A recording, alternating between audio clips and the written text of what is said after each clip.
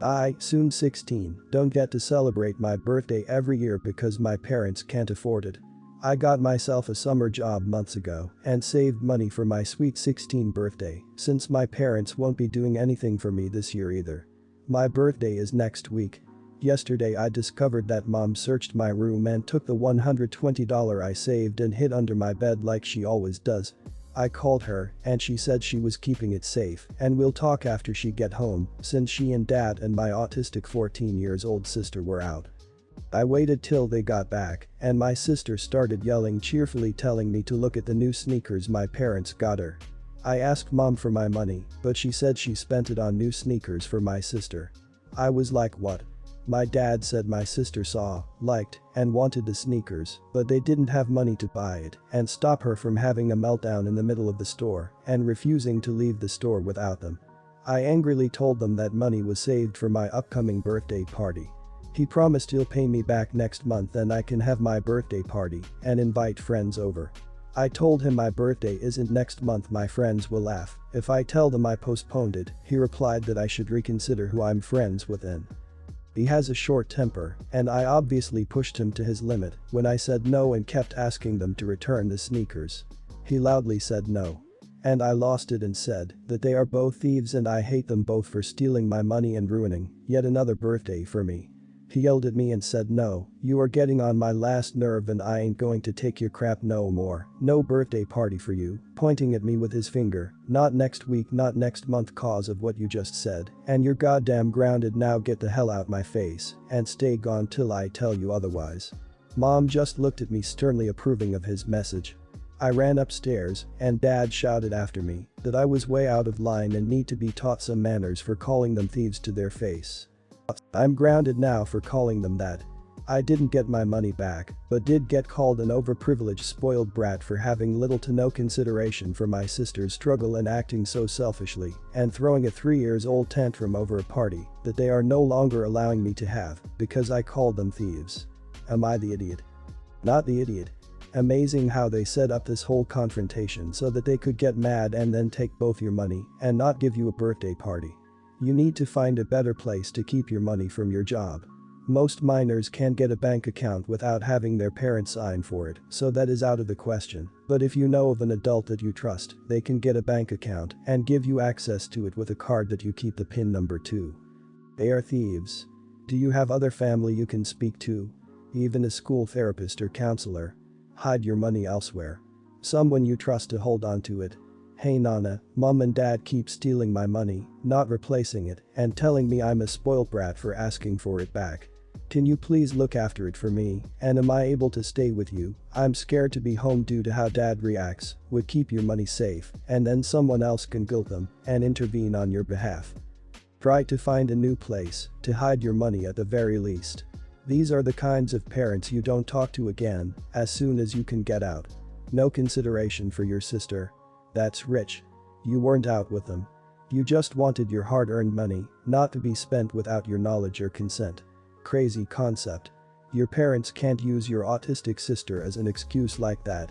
The only way I can see we had to spend your saved birthday money on your sister is in the case of an emergency, like a hospital. Not to avoid a potential meltdown.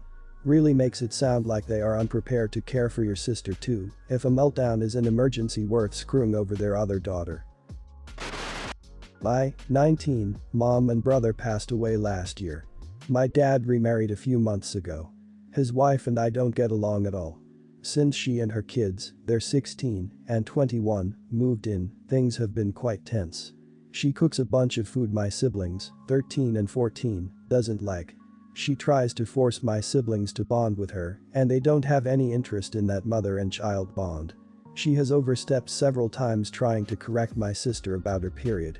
Then on top of that, her kids are rude as hell and doesn't respect my little brother or sister's privacy. I've tried to talk to my dad on behalf of my siblings and told him they need him around more, but he dismisses me and accuses me of trying to start drama.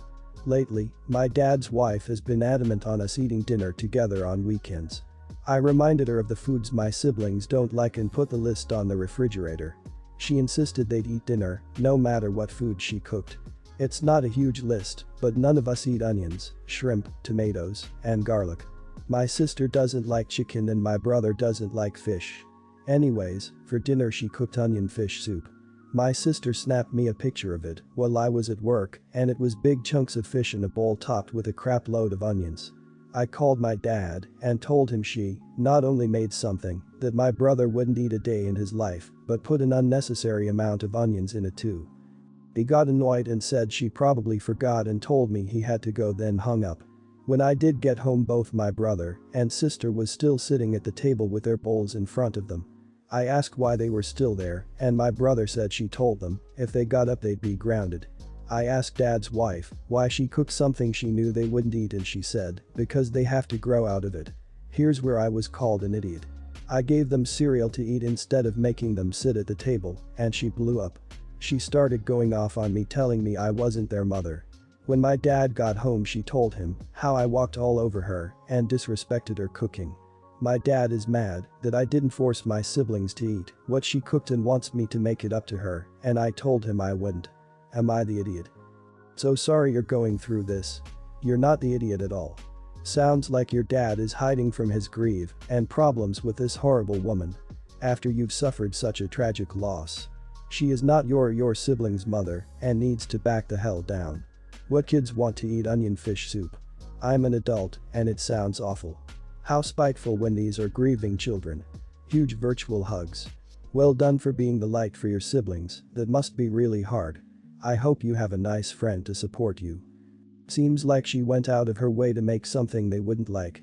Kids need more credit for knowing themselves and what they like. I seriously hate adults trying to force kids to eat stuff when I can guarantee they themselves have things they wouldn't eat. She sounds awful. You're not their mom, but neither is she, and as their sister you are closer to that role than she is. I'm sorry that your dad won't listen and put a stop to it. You and your siblings deserve a lot better, especially when you're still grieving. If it doesn't look like it's getting any better, I'd want to move out of there and take siblings with me. Not the idiot. I grew up in a house where I had to eat whatever was put on my plate. As a child, I didn't eat for 2 days as I refused to eat cabbage. My mom kept giving me a plate of freshly cooked cabbage which I refused to eat. Literally, every Sunday afternoon was spent at the dinner table with a plate of cold roast dinner, as I wasn't allowed to leave the table until I finished it. I now, at the age of 50, have a very limited range of safe foods. Going out to eat is very stressful as I need to know what the menu is in advance, in case there is nothing on the menu that I can eat. If I go out to eat, whether a restaurant or a friend's house, I worry that I will get shouted at if there is something on the plate that I can't eat. For a while now, whenever I ask my daughter about what she wants to be when she grows up, she says she wants to be a mother, just like her mother. A few times I explained that motherhood is a virtuous goal, but that she could be a mother and have some sort of career at the same time. She'd point out that her mother doesn't work outside of the home, and we'd just leave it at that. But one day we were watching a show that featured a marine biologist, and she started asking about the profession, how people become one, and what kind of work they do. I explained it as best I could and suggested we look it up if she wants to learn more. But then she said it didn't matter because she had already decided that she was going to be a mom. I asked her if she understood that being a mother doesn't earn money, it costs money. A lot of money. And suggested that a job like marine biologist would afford her the kind of income required to raise children. She brought up the fact that her mother's only job was being her mother and asked how she has the money to pay for things. So I told her. I said, Daddy gives part of what I earn to your mother. That's how mommy pays for her house and food and your clothes and toys for you and everything else that you need. When we were together, we shared that money, and now that we aren't married anymore, we still sort of do. She seemed satisfied with that explanation, and that was pretty much the end of the conversation. Flash forward a few weeks, and I get a series of extremely angry emails from my ex-wife, who just had our daughter mention that Daddy pays for things. I don't know exactly in what context the comment was made, only that her mother feels I'm somehow purposefully sabotaging my daughter's impression of her, and that I had no right to tell her about adult things, and that she's entitled to every penny she gets from me, and that I shouldn't be using it against her. So, am I the idiot for being straight up with my kid about my obligations with respect to my ex's finances, and that money has to come from somewhere? Not the idiot.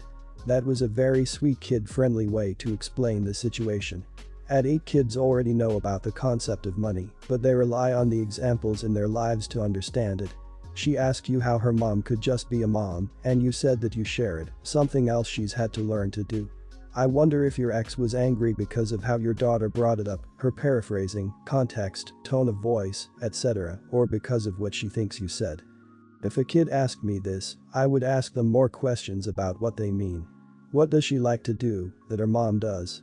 Take care of kids, cook, talk to people, solve problems, help with homework, organize appointments.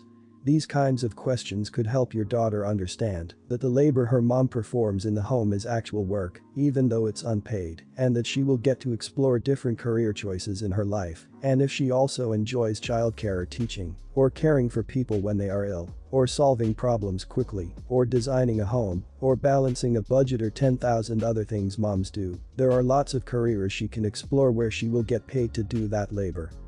She's 8, what part of you thinks she is mature enough or has enough experience to understand how being a stay-at-home mom works? She's 8, don't think she'll change her mind about what she wants to do and be when she grows up as she experiences new things. She can't comprehend these things, and instead of working with your ex-wife to be a team for her, you've created a rift. And what is so wrong with being stay-at-home mom if it's financially feasible?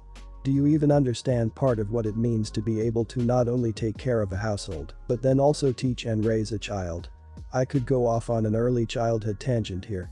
So way for to give your daughter the impressions that stay-at-home mom don't matter. So yes, you're the idiot. So, I have a dairy allergy, I've had it my entire life. When I eat dairy my mouth and throat get itchy, and sometimes my nose gets runny.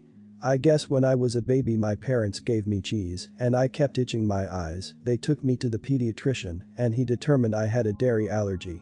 I was hanging out with some friends yesterday, like 4 people, and my friend brought his friend Alan with. My friend said something about getting pizza and I said, you guys can and I'll get a burger or something somewhere because I can't eat pizza, people forget, no big deal. Alan was like, why can't you eat pizza? Lactose intolerant. I said no, that I have a dairy allergy. He was like, it's the same thing, just take a Lactaid and you'll be fine. I said no, it's not, my reactions are different, this is an allergy not an intolerance. He was like, dude, there's no such thing as a dairy allergy, it's lactose intolerance. I said, well, if I eat dairy my throat gets itchy, and if someone has lactose intolerance it upsets their stomach. He was like, it's lactose intolerance, dairy allergies aren't a thing. I told him if he wanted someone to explain it to him I'd give him my doctor's number, but I'm done discussing it. I had zero intention of doing that, but I was sick of going in circles. After Alan left, my friend that brought him said that I should have just agreed with Alan instead of arguing with him, because he's argumentative and always has to prove he's right, that I antagonized him by feeding into it.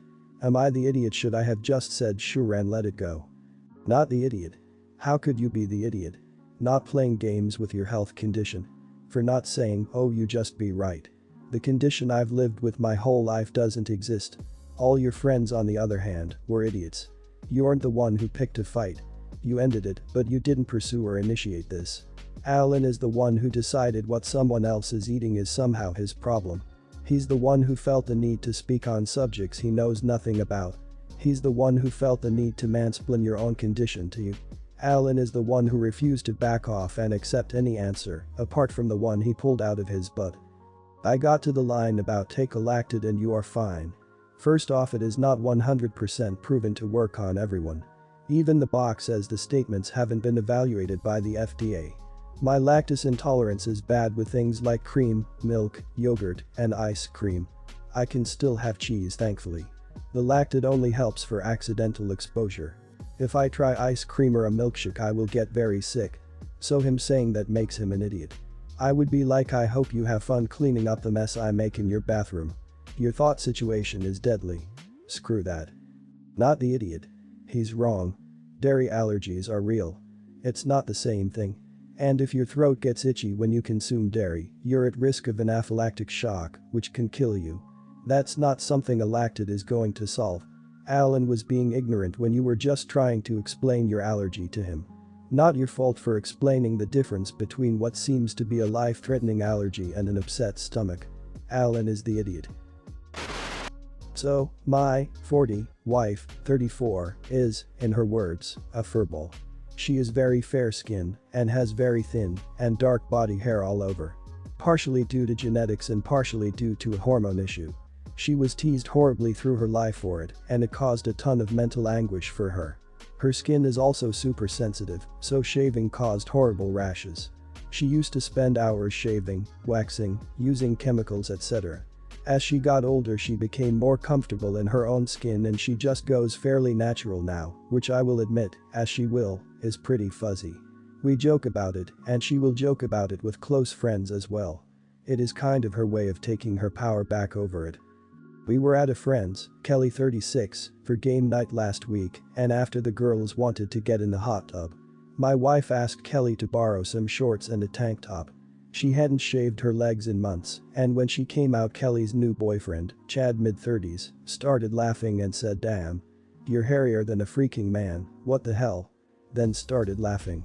My wife said someone along the lines of "more man than you'll ever be," and laughed and they headed out to the hot tub. Chad yelled after, "You're gonna clog the damn filters." Once we were all in the hot tub he kept making jokes, referred to her as Squatch, as in Sasquatch, a few times. My wife laughed it off, but it was pretty obvious she and everyone else was getting uncomfortable with it. I told him to knock it off, as did another guy who was there. He said, "Oh come on, it's funny. She should cover that shut up if she doesn't want people to say something." I told him it is amazing how a grown man like him still acts like a frat boy, especially since he never even went to college. I asked him what he was going to do if his career in fast food restaurant management didn't work out, things like that. He ended up getting pissed and leaving, and later had a big blow up with Kelly over it.